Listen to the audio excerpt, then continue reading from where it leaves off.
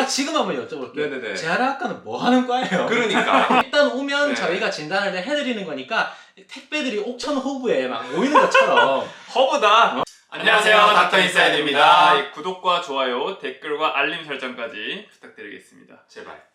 오늘은 그 각과 의사들에 대해서 가지고 계신 오해나 편견 같은 게 있을 거예요. 아, 그렇죠. 예를 들어서 뭐 소개팅을 한다고 가정해보면 네. 정신과 의사를 만약에 맞닥뜨렸어요. 네네네. 그러면 이 사람 왠지 내 정신세계를 분석할 것 같고, 그렇죠. 막 성형외과 선생님을 만나면 성형외과 선생님 왠지 내 얼굴에 견적을 뽑고 있을 것 같고, 맞아, 맞아. 견적. 막 네. 눈썹은 얼마, 코를 했니, 눈을 했니 뭐 맞아. 보실 것 같고. 네. 그러니까 그래서 이런 의사들에 대해서 각 과별로 네. 갖고 있는 편견 같은 게 있을 텐데 오늘은 뭐 저희 세 명이 뭐 사실 메이저 나 소아과 있으시죠? 메이저 부심 있습니다.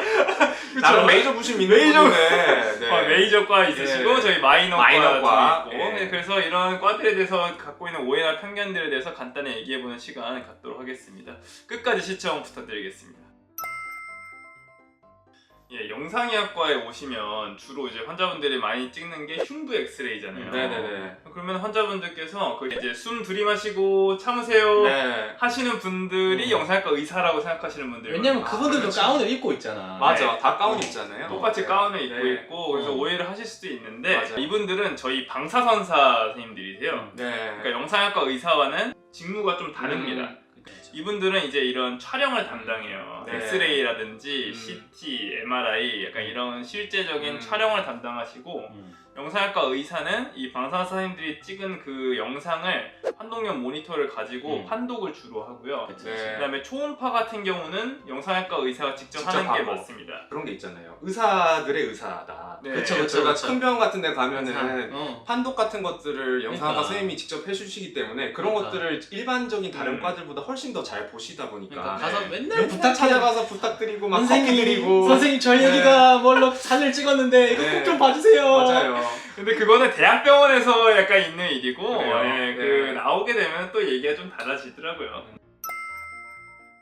재활학과는 좀 할 말이 많아요. 그리고 아까도 얘기하셨듯이 뭐 소개팅을 한다고 가정을 하고 좀 음. 진행해보면 항상 물어보는 게 그럼 재활치료 같은 거를 하는 과냐. 그러니까 물리치료사랑 좀 헷갈려. 아니, 재활학과로 전공을 하기 전에도 좀 헷갈렸던 부분이긴 했거든요. 제가 지금 한번 여쭤볼게요. 네네네. 재활학과는 뭐 하는 과예요? 그러니까 그거 정확하게 말씀드리면 재활치료를 하는 과긴 한데 그거는 재활학과가 하는 일의 일부예요. 저희는 환자들의 군이 너무 많잖아요. 뭐 뇌가 다칠 수도 있고 척추가 다칠 수도 있고 그러면 결국 기능에 손실이 생기기 때문에 그 기능의 이상에 있는 부분들에 대해서 진단을 하고 그거에 대한 적절한 치료 플랜을 세워주는 게 저희 과인데 그 치료의 한 항목에 재활치료가 들어가는 거고 그 재활치료를 이제 치료사들이 직접 이제 해주시는 거죠. 저희 어떤 관리 감독 하에 한다라고 되어 있습니다. 그럼 이제 재활을 어떤 재활이 필요하다라는 네네네. 거를 정의를 해주시고 진단을 해주시면 맞아요. 거기에 대한 맞는 처방을 내시면 그렇죠. 이제 맞아요. 물리치료사나 네. 언어치료사 그런 분들이 치료를 해주시는 그렇죠. 거네요. 뭐 재활치료뿐만 아니고 뭐 다른 치료들도 있을 수 있잖아요. 예를 들어 뭐 어디가 아프면은 그거에 대해서 주사 치료할 수도 있는 거고 통증 치료 그렇죠. 그런 것들도 다 저희 과에서 하기 때문에 정말 모르겠다. 어디가 아픈데 어디 가야 될지 모르겠다 그러면 물론 내과를 가실 수도 있지만 재활학과 가셔도 어느 정도의 좋은 얘기를 들으실 수는 있어요. 재활의학과 홍보예요? 약간 일종의 홍보를 저희가 하는 것도 있습니다만. 네. 소아과에 대한 얘기를 한번 해보면 네. 앞서 얘기해 주신 거랑은 조금 다르긴 한데 과연 소아과는 소아에 대한 에브리띵을 다 보는 것이냐. 그렇죠. 뭐 가령 수술도 해요, 재활치료도 해요. 소아외과, 소아재활. 요걸 결론 말씀드리면 소아과는 약간 소아내과 플러스 알파의 느낌이라고 보시면 됩니다. 네. 다른 과랑 다르게 신경과는 소아과에서 담당을 보통 해요. 나머지 뭐 수술, 뭐 슬기로운 의사생활 우리 유연석 유연석 쌤. 님이 연기하셨던 소아외과는 외과다. 외과를 전공하신 전문의님이 이제 소아분과를 전공을 하셔가지고 전문의. 소아수술을 전문의님.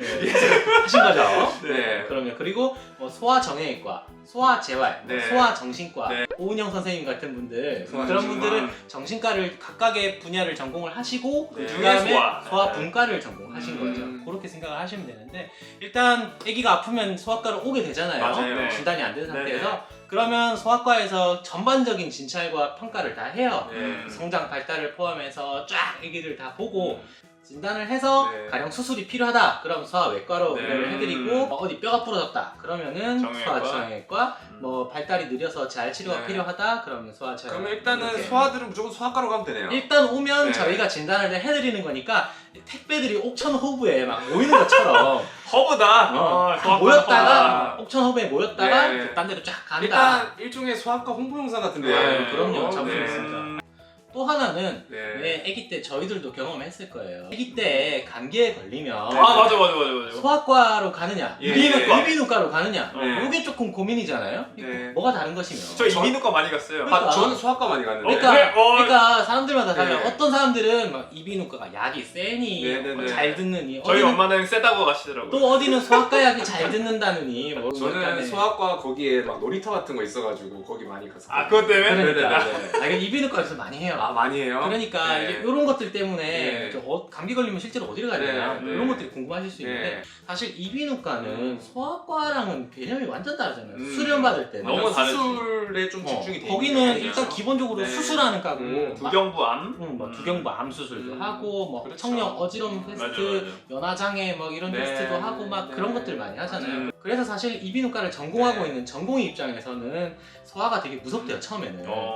경험한 적이 없으니까. 그러니까 주로 네. 성인만 보잖아요. 맞아요. 그래서 전문의를 따고 실제로 필드에 나오게 되면 소아들을 진료하는 걸 새로 배워야 되는 거예요. 그렇죠. 쉽게 말하면. 그렇게 얘기를 하시더라고요. 아 피부과 사람들이 막 나와서 다 새로 배우듯이. 그러니까 성형외과 선생님들이 있다가 나중에 미용 성형은 새로 배우듯이 맞아요. 약간 네. 이런 느낌인데 대신에 이비인후과 선생님들은 네. 그런 강점이 있어요. ENT 체어라고 하잖아요. 네. 그 아. 각종 유닛들 막 네. 비디오로 귀 보고 이런 네, 것들 맞아요. 있잖아요. 그래서 장비를 쓰시고 이런 데 강점이 있기 때문에 첨단 장비나 시술이 필요할 때 어릴 때 이비인후과를 안 갔던 이유 중에 하나가 저 체어가 너무 무서워서였거든요. 아 맞아. 그 체어에 막 온갖 막 쇠로 된 그런 것들이 많잖아요. 그러니까 그렇죠. 저희한테는 그게 막 약간 너무 더럽게 느껴져가지고 그 약간 치과 의자 같잖아요. 네, 치과 가기 싫어하는 것처럼 이비인후과 절대 안 가겠다고 했었던 맞아요, 맞아요, 기억이 맞아요. 있거든요. 그 대신에 이비인후과 갔다 오면 이게 뻥 뚫리긴 하더라고요. 네. 어릴 때는 소아과를 가는 게 좋다는 건가요? 결론적으로 말씀드리면은 아기가 아프면 소아과에 가는 게 맞아요. 네. 왜냐하면 이게 소아과에서 홍보를 하려고 하는 게 아니고 이비인후과 선생님들을 뭐라고 하려고 하는 것도 아니고 네. 소아과로 오시게 되면 강점은 네. 아기들의 성장과 발달, 종합적인 판단이 소아과에서 가능하다. 그리고 축농증이라든지 중염 이런 기코목에 특화되는 게 아닌 뭐 천식이라든지 네. 좀 더 심화된 질병이 있을 수 있잖아요. 네. 그런 것들을 밝히기 위해서는 소아과에서 진료하는 게 훨씬 더 유리하기 때문에 아기가 아프면 원칙적으로는 소아과에 방문을 하시는 것을 권해드리고 있습니다. 소아과로 꼭 가주세요. 아, 예, 오늘 간단하게 의사들에 네. 대해서 갖고 있는 오해나 편견이 뭐가 있나 간단하게 한번 얘기해 봤고요. 간만에 오늘- 얘기하니까 재밌네요. 네. 오늘 영상으로 오해가 좀 풀리셨을지 모르겠어요. 저거 이상한 소리만 해가지고. 예, 모쪼록 예, 네. 오늘 풀리셨기를 바라면서 네, 영상 마치겠습니다. 안녕. 안녕.